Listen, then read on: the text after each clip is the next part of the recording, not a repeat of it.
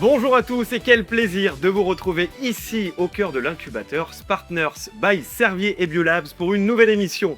Nous sommes au mois de mai, le mois du muguet et des porte-bonheur, mais en innovation, la chance ne suffit pas, c'est la co-construction qui fait la différence. Aujourd'hui, on s'attaque à une transformation majeure. Passer de la compétition à la co-innovation pendant longtemps, chacun avançait dans son couloir. Désormais, les règles du jeu changent. Coût de la R&D qui augmente, cycle technologique qui s'accélère, contraintes réglementaires de plus en plus fortes, plus aucun acteur ne peut innover tout seul. Pour en parler aujourd'hui, j'ai l'immense joie d'accueillir nos trois invités. On va commencer par vous, Olivier. Bonjour. Bonjour. Alors Olivier, vous êtes investisseur et spécialiste de l'industrie cosmétique et pharmaceutique grand public.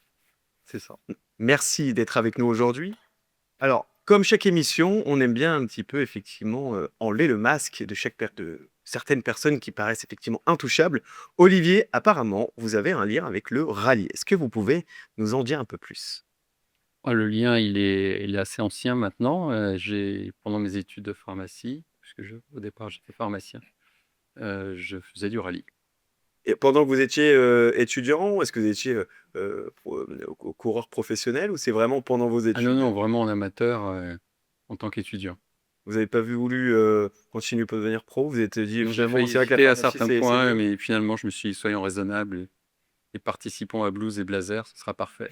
Parfait, parce que j'ai vu une voiture dehors où il y avait écrit On t'aime Olivier, poursuis ton aventure dans le rallye. C'est Ce n'est pas. pas la mienne. Ok, bon, vous avez un homonyme qui est pas très loin de C'est chez ça, Spartners. exactement. Merci d'être avec nous, Olivier. On continue avec vous, Johanna. Bonjour, Johanna. Bonjour. Donc, vous êtes un peu à la maison aujourd'hui, hein, vous jouez à domicile, hein. Vous êtes directrice Europe chez le Biolabs. Et alors, vous aussi, vous avez quand même une anecdote. Alors, ce qui est assez marrant, pour ceux qui nous regardent pour la première fois, on est chez Spartners, un lieu, effectivement, la biotech vit et se construit de jour en jour. Alors, pourquoi vous avez aussi un lien avec la bio? Alors, pas aujourd'hui, mais à l'époque. Qu'est-ce qui se passe?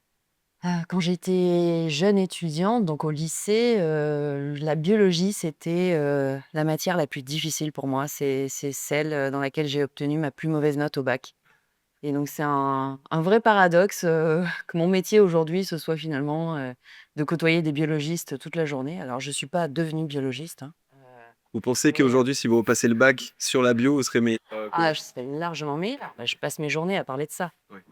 Cool. Alors, Je vais peut-être repasser le bac, il y a de l'idée. Ouais.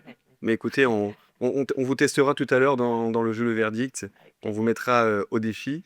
Alors, aussi petite chose, alors on vous demandera pas de faire une démonstration, mais apparemment aussi, en dehors effectivement du monde professionnel, vous êtes danseuse de flamenco. Ouais, j'adore ça. Dès Ouais. que j'en ai l'occasion, je danse. Ça joue un petit peu sur votre quotidien avec vos collègues, avec vos résidents ici, ou c'est vraiment une manière de, Ils ne de ils ne m'ont décompresser? jamais vue. Si je suis toute seule, dans la cuisine, je peux peut-être esquisser 2-3 pas de danse, mais jamais en public. Ah, apparemment aussi, Emmanuel danse très bien, hein. Pas J'ai le oui. flama pas le flamenco, Pas le flamenco, c'est ça? le rock. Le rock. Voilà, bah, au moins, vous avez un talent, ce qui n'est pas mon cas. Mathieu, bonjour. Bonjour. Merci d'être avec nous aujourd'hui. Vous êtes fondateur chez MD100 Consulting. Vous allez rapidement, dans un instant, nous expliquer ce que vous faites. Vous, votre anecdote est liée au tennis et vous étiez pas loin de faire quelque chose que peu de professionnels savent faire. Dites-nous un petit peu plus. Alors, on a quand même Olivier qui a failli être coureur professionnel. Mais Tennisman. tennisman. Et apparemment, pour vous expliquer aussi, apparemment en loge, juste avant de tourner l'émission, il s'avère qu'Olivier aurait pu être le doubleur de Tom Cruise. Voilà, je dis ça, je lirai. Parenthèse fermée. Et Mathieu, Non, moi simplement, j'aspirais à devenir joueur de tennis professionnel. Et je pense que j'ai eu la chance de ne pas commencer en France, dans un pays où il y a de très belles infrastructures, en Australie. Et malheureusement, j'ai eu un accident de parcours au niveau du genou. Voilà, pas rentrer dans les détails, mais donc je me suis blessé. Et malheureusement, j'ai pas pu continuer l'aventure. Donc je reste en amateur aujourd'hui. Sinon, je ne serais pas parmi vous aujourd'hui, peut-être. en tout cas, c'est un vrai plaisir, Mathieu, de vous avoir avec nous sur Partagez. le plateau. Et comme bien sûr, tous les mois, comment ne pas retrouver notre incroyable Emmanuel Pierga, notre chroniqueuse résidente. Emmanuel, comment ça va aujourd'hui? Très bien, quel accueil Mathieu. Bon, Franchement, c'est le mois de mai qui doit bah, c'est le muguet. Moi, j'ai ouais, l'habitude ça doit être d'offrir ça. une petite branche de muguet à ma belle famille voilà, qui fait toujours sens à un petit peu notre innovation, notre tradition. Ces derniers mois, ça s'est passé comment depuis le mois de janvier? Très bien, très bien. On a appris pas mal de choses et il y a des choses qui se sont passées, notamment sur notre sujet actuel. Je vais vous en parler. Ben, avec grand plaisir, Emmanuel. On enchaîne maintenant sur 45 minutes d'échange et c'est Emmanuel qui ouvre le bal avec sa chronique Le Diagnostic.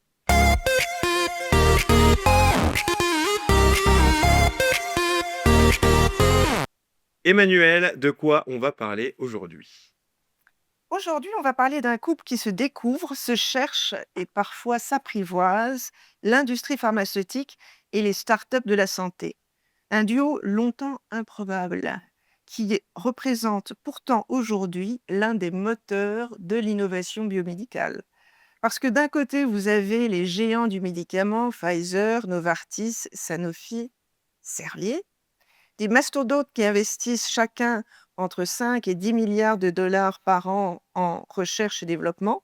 Ils ont les usines, les régulateurs au bout du fil et surtout le temps long. Et puis de l'autre côté, les startups santé, ces petites équipes qui vont vite, qui cassent les codes et dont le modèle repose souvent sur une seule idée, un seul brevet, un financement parfois un peu fragile. Et pourtant, l'alliance fonctionne. Selon IQVIA, près de 60% des innovations thérapeutiques commercialisées depuis 2020 proviennent d'entreprises de biotechnologie, pas de grands labos. Ce sont elles qui prennent le risque scientifique initial. Les industriels, eux, arrivent ensuite, ils sécurisent, ils industrialisent, ils diffusent.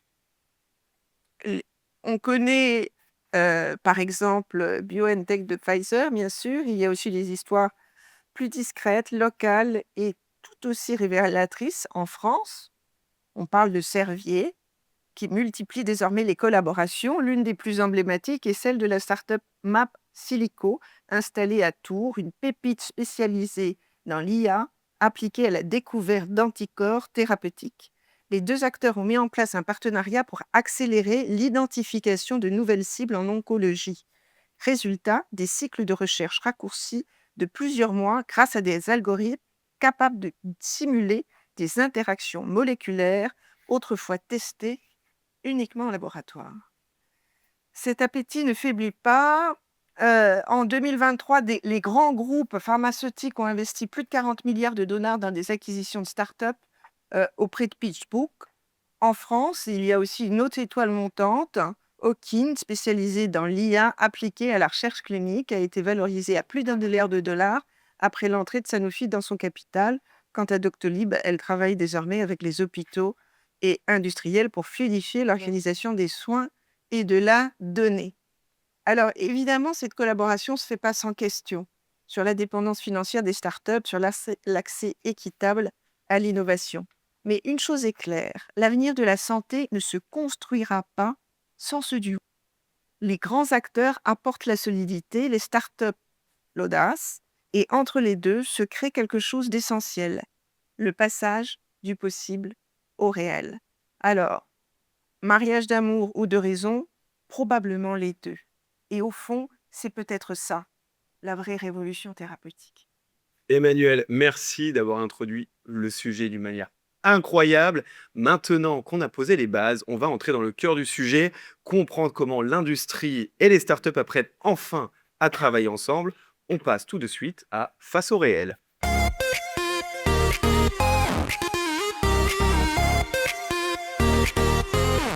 Avant d'arriver à la co-innovation, il y a eu une longue phase de méfiance, parfois même d'incompréhension. Ce premier temps va nous permettre de comprendre ce qui a fait évoluer cette relation. Et pour démarrer, Olivier, on va discuter rapidement ensemble. Olivier, vous avez longtemps évolué dans de grands groupes où l'innovation se structurait en interne, notamment comme on le disait en pharmacie et en cosmétique, enfin dans le domaine et l'industrie pharmaceutique. Qu'est-ce qui, selon vous, a fait basculer l'industrie d'une logique de contrôle à une logique d'alliance avec les startups? Mathieu, je crois qu'il y a deux critères à retenir, importants, qui sont à l'origine de ça. C'est l'accélération du cycle de vie des produits. C'est-à-dire qu'avant, pour avoir une innovation de rupture en pharmacie, il fallait attendre une dizaine d'années en moyenne. Aujourd'hui, tous les 3-4 ans, il y a des innovations de rupture. Donc il y a un facteur de vitesse qui est extrêmement important et qui doit être intégré. Ça, c'est le premier aspect. Le deuxième aspect, c'est la notion de découverte et de réelle découverte. Et les vraies découvertes sont associées à la notion de risque. Et cette notion de risque, elle n'est pas forcément partagée dans les grands groupes, en tout cas culturellement et historiquement, même si les choses évoluent. Et les startups ont dans leur DNA cette notion de risque. Alors, Et à mon avis, sur, les deux je facteurs. me permets, Olivier, sur la question de rupture, en fait, on n'est pas, enfin, on est sur l'évolution, on n'est pas, en fait, finalement, de ce que j'entends, sur une question de rupture, on est plutôt sur une montée en compétences mutuelles, si je comprends bien. Alors ça, c'est le résultat idéal. Et c'est tout le sujet, je pense, de discussion aujourd'hui. C'est l'objectif et mettre en place des structures qui permettent d'avoir une croissance mutuelle, un win-win quand cela est possible. Alors, vous me sentez, et alors ça, c'est plutôt positif pour ceux qui nous regardent. Vous m'avez l'air plutôt assez confiant, assez positif.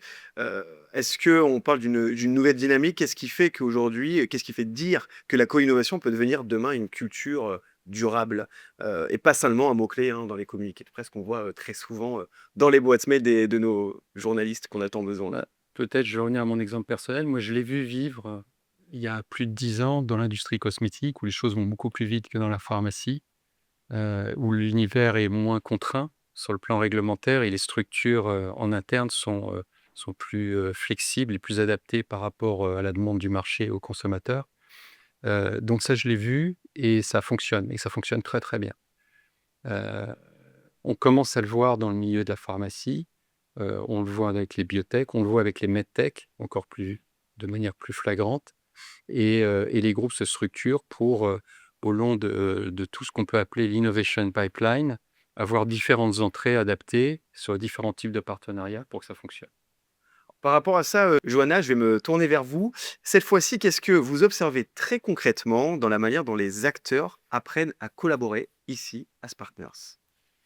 Alors, pour reposer un peu le cadre, Spartner, c'est une infrastructure de laboratoire partagée, laboratoire, bureau, qui est dédiée aux startups early stage en biotechnologie. La particularité de ce site, c'est qu'en fait, on est situé dans le centre R&D de Servier, qui a souhaité avoir à proximité directe de ses équipes de R&D des startups early stage en biotechnologie. Et pourquoi est-ce qu'ils ont souhaité ça? C'est parce que cette proximité physique, elle va permettre finalement des échanges très informels entre ces acteurs-là, entre les startups et les équipes R&D de Servier, sur leurs contraintes, leurs difficultés respectives, mais dans un cadre qui n'est pas le cadre formel de la collaboration. On n'a pas là nécessairement des startups qui sont en train de discuter partenariat avec Servier. On n'a pas non plus les équipes de business développement de Servier qui sont en train d'essayer activement, avec chacune d'entre elles, de nourrir un pipeline. Est-ce que ça serait aussi une opportunité pour ces biotech-là de discuter avec Servier? Peut-être, mais on est à la phase amont, la phase où en fait on construit la confiance, on partage, comme je le disais, les difficultés qu'on anticipe sur la route. Et ça, parce qu'on s'y prend très tôt finalement dans ces échanges-là, ça va accélérer la collaboration. Est-ce qu'on peut parler de tensions culturelles aujourd'hui? Alors, il y a nécessairement des tensions qui viennent des différences. On parlait effectivement de l'adversité au risque, c'en est une. Et puis il y a aussi la question du temps. Chez les startups, tout va très très vite, il doit aller très très vite. Leur temps est compté et ça s'appelle le reste de cash disponible, sautant d'Ars, voilà. C'est vrai. Alors que les industriels, eux, ont voilà, ce besoin de temps pour sécuriser. Et finalement, ce qu'on apprend, en se confrontant très très tôt, à, ces différentes visions ou ces différentes contraintes, en fait, on apprend à les intégrer, chacun, dans sa stratégie. Vous semblez quand même confiante, justement à juste titre sur cette question de co-innovation. Heu, et qu'est-ce qui vous fait dire aujourd'hui que ce n'est plus, une tendance comme on peut voir sur beaucoup de choses? Oui, c'est sympa, oui, c'est cool. Mmh. On n'est plus sur une tendance, on est vraiment sur quelque chose de concret, hein. On peut très bien le voir, derrière, Emmanuel et Olivier, un magnifique laboratoire qui est effectivement un lieu, où règne l'innovation et pour le vivre tous les jours, vous pourrez le confirmer. Est-ce que c'est une manière durable aujourd'hui de faire de l'innovation en santé? Oui, je pense et je pense que ça va durer parce qu'on en voit les résultats. Emmanuel parlait tout à l'heure des chiffres finalement d'acquisition, des grands groupes, enfin des startups par les grands groupes. C'est une tendance, qui est déjà bien installée, qui a tendance à croître. Nous, on a une vision, chez Biolabs internationale de ces phénomènes-là puisqu'on a, des sites comme celui-ci, on en a, aux États-Unis, en Europe, en Asie et finalement, cette, volonté des industriels de se rapprocher de ces sites-là, d'y venir, de parler avec les startups, encore une fois, en dehors d'un cadre formel de collaboration. Elle est de plus en plus prononcée et puis surtout, elle porte ses fruits. On a des belles, success stories. Alors, pour l'instant aux États-Unis et on espère bientôt en Europe.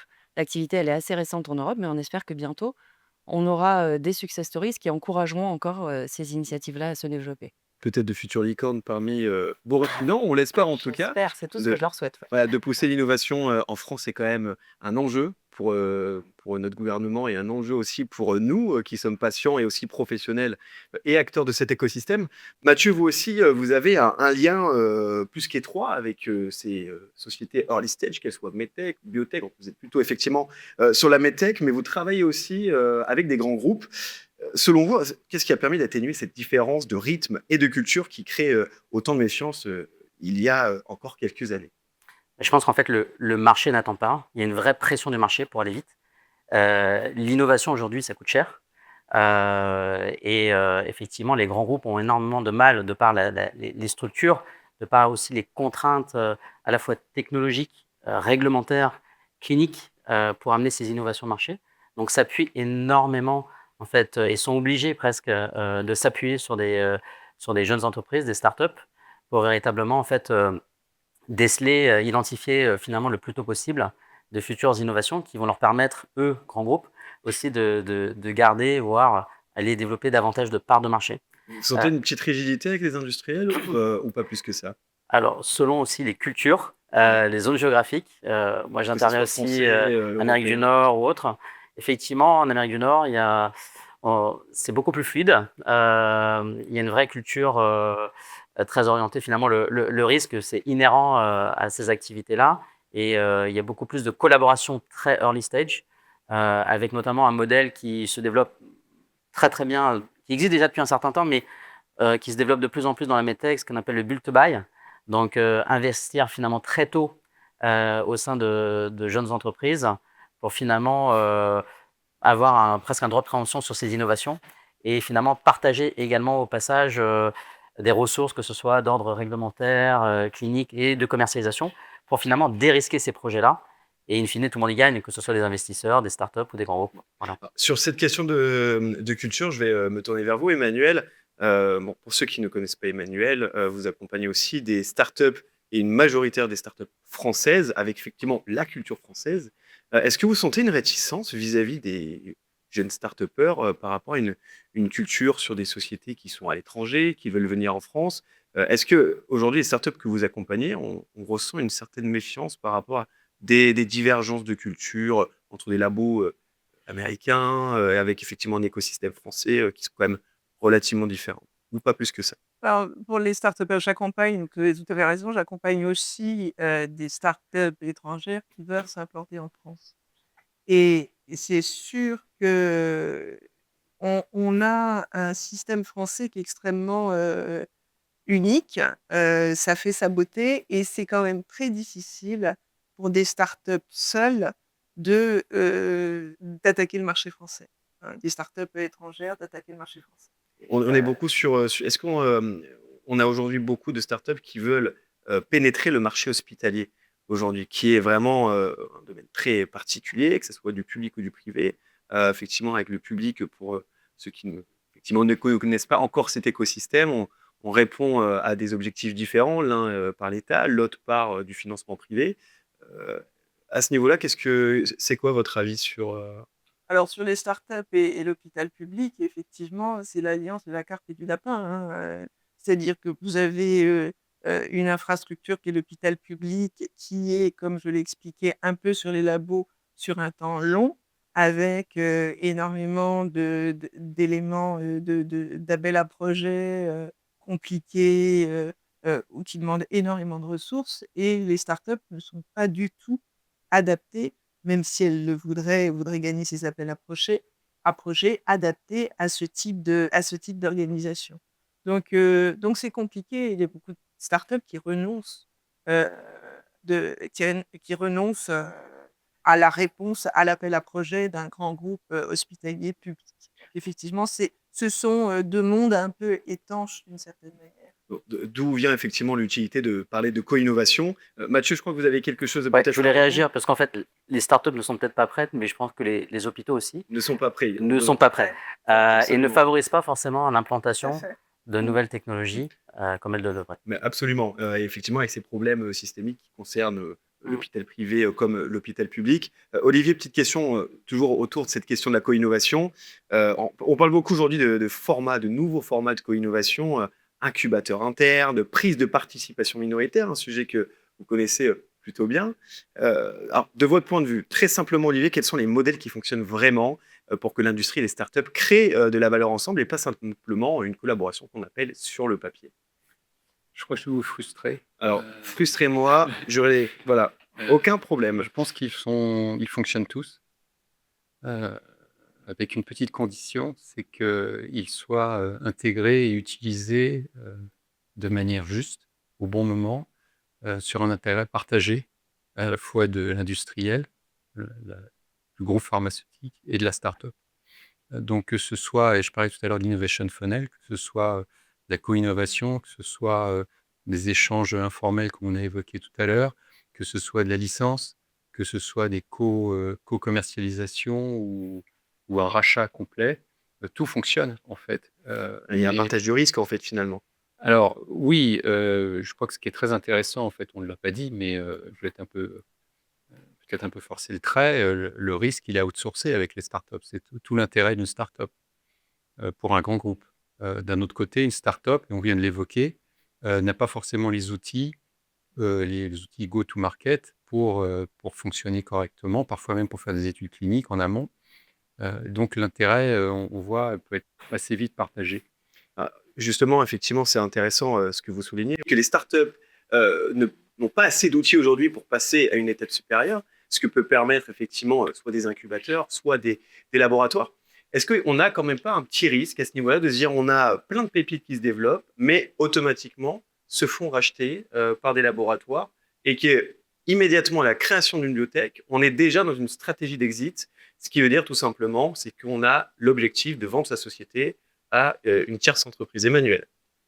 Alors, c'est vrai qu'on demande aux biotech de manière quasiment systématique, en tout cas les investisseurs, la grande question classique, c'est quel est votre exit, hein? Et une biotech est très souvent un poisson pilote sur un nouveau médicament, donc est appelé à se racheter. Alors, c'est intéressant d'avoir cette discussion, mais je trouve pas ça, en tout cas sur la biotechnologie, forcément mauvais d'être racheté à terme par un grand groupe pharmaceutique. Au contraire, ça lui permet d'avoir une agilité et une innovation qu'il ne pourrait peut-être pas avoir dans d'autres conditions. Mais le débat est ouvert dans ce domaine. Alors, Johanna, vous êtes aussi bien placée, hein, vous êtes aux premières loges aujourd'hui, bien que vos résidents soient en early stage, rien ne les empêche d'avoir cette stratégie d'exit. Est-ce que, effectivement, que ce soit vos résidents ou dans un écosystème plus large, vous avez aussi ce ressenti ou que cette question d'exit est une stratégie d'une partie ou grande partie de ces startups? Oui, c'est une question qui est fondamentale, qui est tout le temps présente. En fait, finalement, cette stratégie d'exit, c'est souvent l'aboutissement d'une période de co-innovation, en revanche. C'est-à-dire qu'on est quand même très rarement sur une acquisition, un rachat qui n'est pas précédé de période de co-développement, de validation, voilà. Donc finalement, l'exit, c'est plutôt une bonne nouvelle, c'est l'aboutissement d'une collaboration réussie.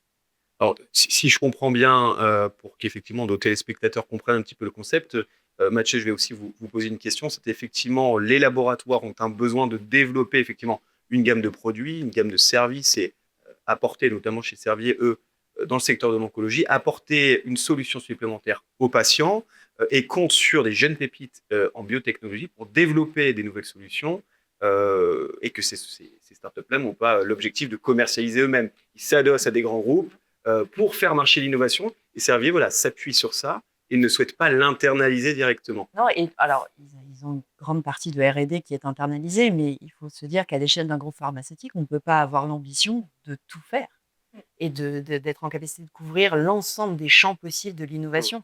Et donc, en s'ouvrant comme ça à l'extérieur, ils multiplient leurs chances d'avoir accès à des innovations de rupture. Et ensuite, ils vont jouer leur rôle finalement, qui va être d'amener cette innovation-là jusqu'au patient, parce que la route est longue. Ensuite, il va falloir produire, commercialiser, et c'est eux qui sont en capacité de le faire. Donc finalement, c'est des partenariats qui fonctionnent bien, chacun dans son rôle.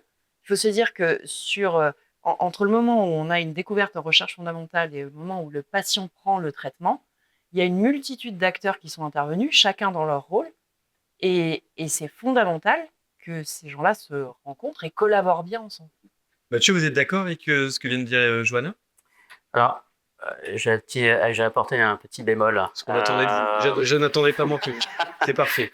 Non, je pense qu'en fait, c'est très vrai dans le monde pharmaceutique, dans le monde de la medtech. Ça l'est de plus en plus vrai.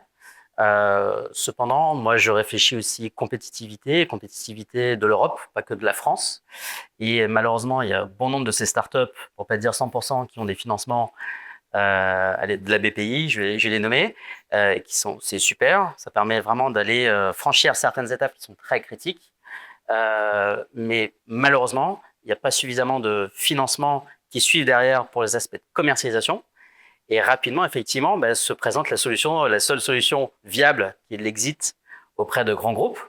Et dans le monde de la medtech, une grande partie de ces grands groupes sont américains. Voilà, donc finalement, on finance beaucoup de la R&D pour après que toute la valeur parte à l'étranger. Donc voilà, je ne vais pas faire mon franco-français, mais c'est une réalité.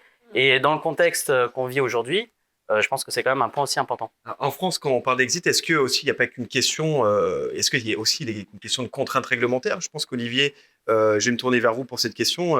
On évoque les contraintes réglementaires et technologiques qui peuvent aussi être une raison des exits.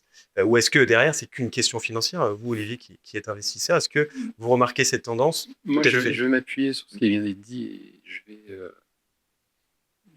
vais aller à peu près dans le même sens. Ce qui m'a le plus étonné quand je suis arrivé dans ce milieu, c'est j'ai été m'imprégner de l'écosystème, j'ai assisté à des conférences, j'ai vu beaucoup de CEO de MedTech, parce que c'est ce que je fais plutôt aujourd'hui, faire des présentations, expliquer leur stratégie. Et j'ai l'impression qu'à un moment donné, cette stratégie, c'était la course à la subvention. En fait, que la stratégie d'entreprise switchait d'une merveilleuse technologie à une chasse à la subvention qui est légitime, puisqu'on l'a vu, c'est la trésorerie qui maîtrise la start-up, en fait. Et donc, il y a une sorte de déviation au cours de route de l'objectif qui est de développer une technologie et la mettre à disposition des patients. Et on sait qu'à peu près 2/3 les statistiques sont un peu toujours très claires, mais à peu près 2/3 des startups qui disparaissent dans notre milieu entre 3 et 5 ans. Et je pense qu'il y a un gros problème par rapport à ça, c'est que les financements n'arrivent pas, les financements privés, ou quand ils viennent des États-Unis ou d'ailleurs. C'est exactement ce que vous venez de dire là pendant ces quelques minutes ensemble, c'est que finalement la co-innovation, elle ne se décrète pas, elle se construit. Alors il y a effectivement cette question de logique industrielle, agilité startup, contraintes réglementaires, qui sera assujetti effectivement à une future émission sur Blues et Blazer. Petit mot de la fin. Alors, effectivement, il faut apprendre à avancer ensemble. Et je pense qu'aujourd'hui, le lieu du tournage s'y apprête. Comme je le dis à chaque fois, parce que j'adore, en fait, en face de moi, les téléspectateurs ne le savent pas, mais j'ai la chance, effectivement, de regarder Emmanuel toutes les émissions et je ne m'en lasse pas. Effectivement, l'invité du jour. Et derrière, vous avez effectivement le laboratoire partagé de chez Spartners, qui est juste magnifique. Où effectivement se crée cette co-innovation qu'on parle tant aujourd'hui. Bon, ce que je vous propose, c'est de souffler un peu. Après ce débat assez dense, on va passer maintenant à notre jeu, le verdict. Une question, plusieurs propositions et une seule bonne proposition possible. À vous de trancher.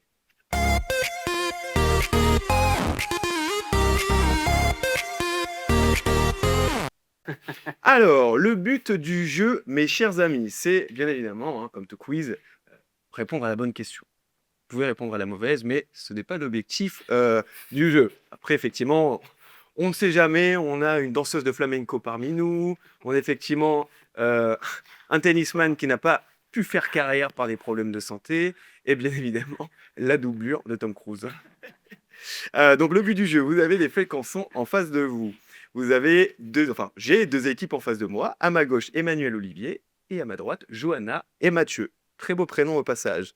Vous avez en face de vous, comme je disais, un support. Je vais vous poser des questions A, B, C ou D comme réponse possible. Vous écrivez bien en gros la réponse sur vos feuilles et vous avez des caméras pour montrer votre réponse. Est-ce que vous êtes prêts? Nous sommes prêts. Oui, prêt. Prêt? Olivier, prêt?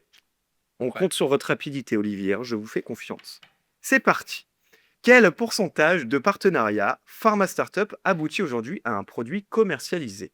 Réponse A, 10%. Réponse B, 30%. Réponse C, 50%. Et enfin, la réponse D, 65%. 10 secondes, top départ. D'accord, ok.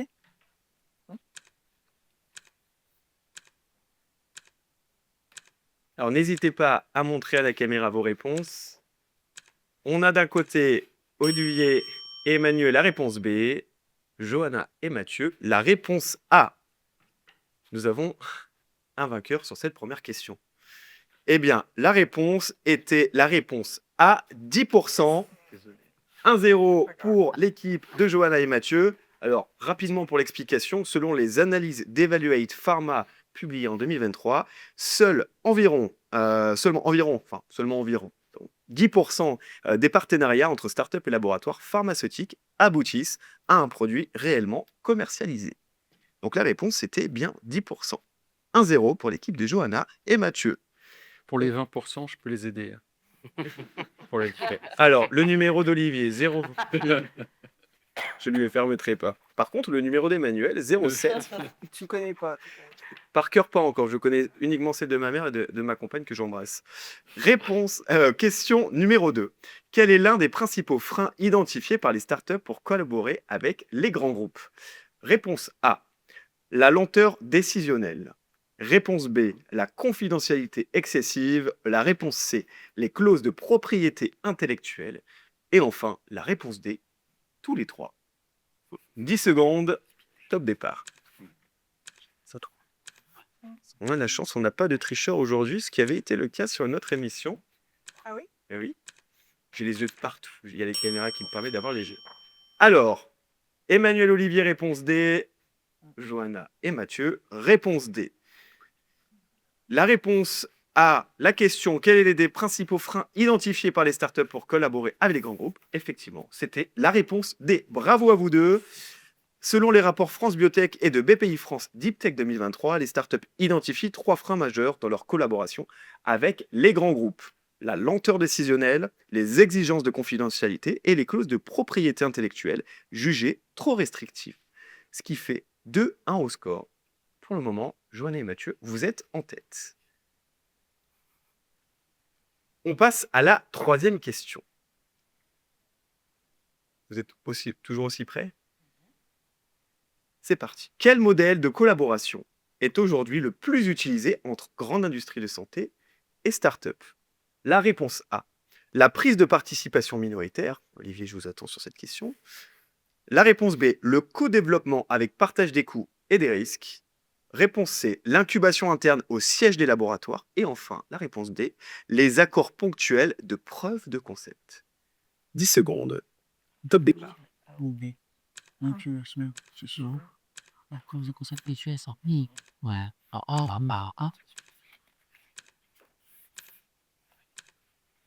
Nous copier, en fait. Hein. Il veut le garder la réponse. C'est stratégique, c'est tactique. J'ai l'impression qu'il y a effectivement une bonne tactique menée de la part d'Emmanuel et Olivier. Effectivement, c'était la réponse Voilà. A, la prise de Ah, participation minoritaire. Alors, j'attendais votre réponse avec impatience, hein, Olivier. Pour votre information, selon Evaluate Pharma, le modèle de collaboration le plus fréquent entre start-up, santé et grands groupes reste la prise de participation minoritaire, notamment via les corporate venture funds. On arrive sur l'avant-dernière question. Quel est aujourd'hui le principal facteur déterminant pour qu'un partenariat entre une start-up santé et un grand groupe débouche sur un pilote clinique? La réponse A, le prestige académique des fondateurs. Réponse B, la maturité réglementaire de la solution. Réponse C, le montant de la levée de fonds précédente. Et enfin, la réponse D, l'existence d'un sponsoring interne. 10 secondes, c'est parti.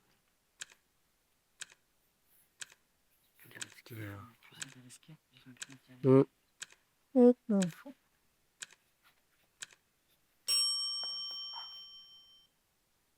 J'adore le suspense. Eh bien, il y a une bonne réponse parmi les deux équipes. À votre avis, est-ce que vous êtes sûr, Emmanuel, de la réponse donnée avec Olivier? À 100%. Johanna, Mathieu, est-ce que vous êtes dans le doute ou est-ce que vous êtes sûr et certaine à 100%? Nous, on a hésité, mais Ouais, on a su. ouais, c'était ce qui nous semblait le plus probable. Voilà. Et malheureusement, c'était la réponse D, l'existence d'un Ah. sponsoring inter, ce qui effectivement est quelque chose d'assez récent. Rien de rassurant. Selon Deloitte Life Science Open Innovation Report, le facteur numéro 1 de réussite d'un pilote clinique est l'existence d'un champion interne, qui soit clinique, business ou innovation, qui pousse et sécurise. On passe à la dernière question. Aujourd'hui, là, pour l'instant, on est à égalité. Alors, c'est très rare d'avoir quelqu'un qui gagne. On a eu le mois dernier, sur l'émission précédente, une équipe qui a fait 5 bonnes réponses sur 5. C'est la seule aujourd'hui qui a eu tout bon. Dernière question. Quel objet non médical a été utilisé dans plusieurs écoles d'infirmiers dans les années 1980-1990 pour apprendre la pose de perfusion et la gestion du geste? Réponse A. Dans des bas de contention remplis de gélatine. Réponse B. Des bouteilles en plastique remplies d'eau colorée. Je vois votre visage, c'est assez rigolant en disant mais qu'est-ce que c'est ces caisses pour Mathieu? Réponse C. Des manches de manteau rembourrées. Même visage. Et enfin, et je vais vous regarder encore une fois Mathieu, des pots de banane fixés sur des planches. Tu peux répéter, c'est pour apprendre quoi? Alors, c'est quel objet non médical a été utilisé dans plusieurs écoles d'infirmiers dans les années 80-90 pour apprendre la pose de perfusion et la gestion du geste? De perfusion. C'est ça, apprendre la pose de perfusion et la gestion du geste. On va nous laisser quelques secondes supplémentaires. Pas les réponses. Tu peux répéter les réponses? Des bas de contention remplis de gélatine, des bouteilles en plastique remplies d'eau colorée, des manches de manteau rembourrées ou des pots de banane fixés sur des planches. Non, si c'est la pose qui perf, c'est D. C'est D. C'est pose le perf. Eh bien, effectivement, vous aviez raison, c'était la réponse D, des bouteilles en plastique remplies d'eau colorée. Alors, selon le Journal of Nursing Education, plusieurs écoles utilisaient des bouteilles plastiques remplies d'eau colorée pour simuler la pression et les variations de débit avant l'arrivée des mannequins de simulation moderne. Mais écoutez, encore une fois, dans Blues et Blazer, on arrive à une égalité parfaite. Alors, je pense que vous pouvez vous applaudir quand même d'avoir fait. Bravo. Bon, heureusement, on a quand même des gens intelligents autour de cette table sur toutes les émissions. Personne n'a fait 0 sur 5. Et je suis bien content, c'est-à-dire que Emmanuel, nous avons réussi le casting de cette émission. Donc je suis plutôt rassuré. En tout cas, merci beaucoup d'avoir joué à ce jeu. On continue dans Blues et Blazer avec le bulletin d'actualité d'Emmanuel Pierregard.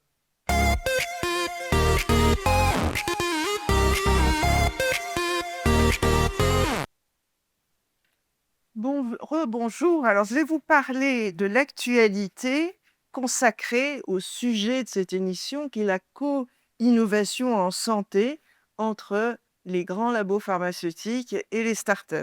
Alors, l'année dernière a été marquée par une intensification spectaculaire des partenariats entre ces laboratoires pharmaceutiques et les startups de biotechnologie. On commence par un des accords alors qui était en début de l'année dernière, qui est le Suisse Novartis qui annonce le rachat de la biotech américaine Anthos Thérapeutique pour 3,1 milliards de dollars. L'objectif, développer un nouvel anticoagulant, une piste prometteuse pour réduire les risques de thrombose sans les effets secondaires des traitements actuels. Une avancée qui pourrait bouleverser la prise en charge des maladies cardiovasculaires.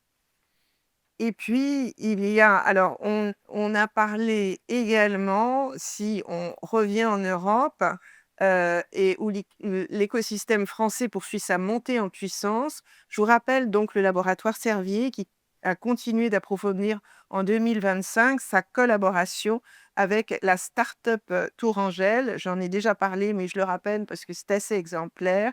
Math Silico, pionnière de la modélisation moléculaire par IA. Ensemble, ils travaillent à accélérer la découverte d'anticorps thérapeutiques en oncologie. Les premiers résultats indiquent des cycles de recherche raccourcis de plusieurs mois. C'est un gain précieux dans la course aux innovations anti-cancer. Enfin, je vous donnerai un dernier exemple. Dans le domaine du foie, Mirum Pharmaceutical annonce en fin d'année dernière le rachat de Blue Thérapeutique pour 820 millions de dollars. Objectif, renforcer son portefeuille de traitement contre les pathologies hépatiques chroniques. En résumé, l'année dernière, puisqu'on est sur un cycle complet et le plus récent, apparaît comme l'une des années les plus dynamiques de la dernière décennie en matière de collaboration santé. L'industrie pharmaceutique ne se contente plus d'observer. Elle s'allie, elle rachète, elle co-développe. Une stratégie qui accélère fortement l'arrivée d'innovations thérapeutiques, souvent issues de petites structures, rapides et audacieuses. Suivez mon regard. Merci Emmanuel pour cette info sous perfusion. Alors, c'est vrai qu'on le dit rarement, cette chronique, ce n'est pas le bulletin d'actualité, mais c'est l'information ou l'info sous perfusion. On va maintenant se projeter un peu avec la dernière séquence de l'émission, le pronostic.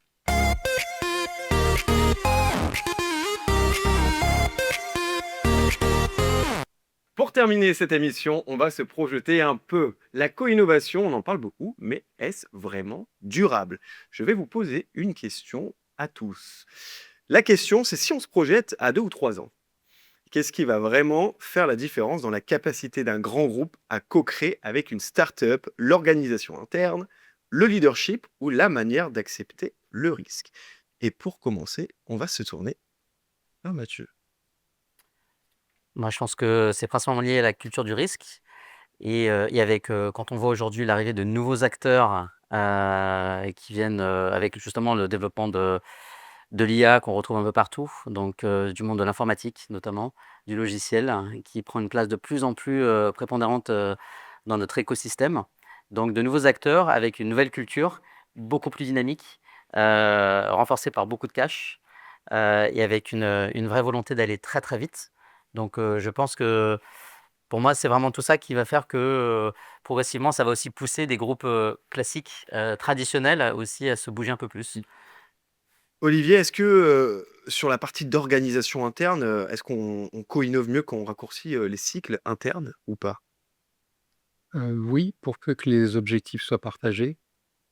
Donc ça, c'est important. Donc ça veut dire qu'il faut qu'il y ait de la transparence aussi et qui se traduit dans des prises de décision et des modes de gouvernance extrêmement rapides.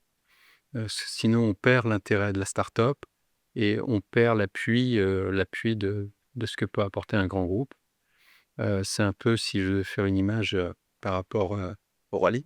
au rallye, alors je vais prendre l'image de la Formule 1. La start-up, c'est la Formule 1 et le laboratoire pharmaceutique, c'est l'écurie qui est autour, qui assure toute la logistique, le circuit, la fourniture du circuit, le changement de pneus, etc. Et il fait venir le public, donc les clients, les patients. Et sur, Johanna, sur le côté des startups, le rôle des startups, est-ce que des startups plus mûres aujourd'hui, alors je vous pose cette question-là parce qu'aujourd'hui vous nous avez évoqué le fait que les startups présents chez Spartners sont en early stage pour la plupart d'entre elles. Est-ce que les startups plus mûres, ça change vraiment la qualité du dialogue? Alors, je dirais pas les startups plus mûres, je dirais celles qui ont fait l'effort de se former à la co-innovation ou à la collaboration. Parce que c'est pas ça, on l'a dit plus tôt, ça ne se décrète pas en fait. Et je pense que pour un certain nombre d'entre elles, se former à l'exercice, et ça comprend savoir bien exprimer ses besoins, savoir comprendre les contraintes de l'autre, savoir intégrer ça à son plan de développement, à son plan stratégique.